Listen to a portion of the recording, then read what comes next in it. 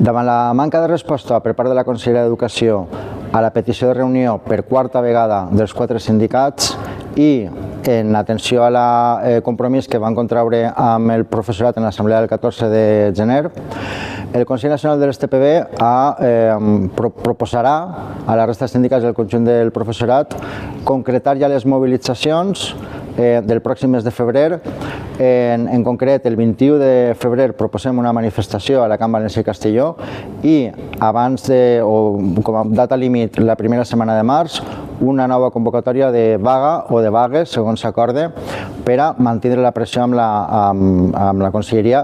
per a negociar els temes que formen part de la plataforma reivindicativa. No tenim ni data de reunió encara amb la consellera del comitè de vaga, ni tenim data de la Junta de Portaveus per a pactar el calendari de negociació. I no podem dilatar més el temps. També el Consell Nacional hem estat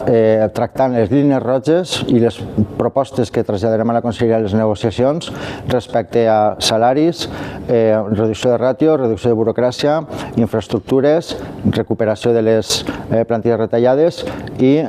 valencià.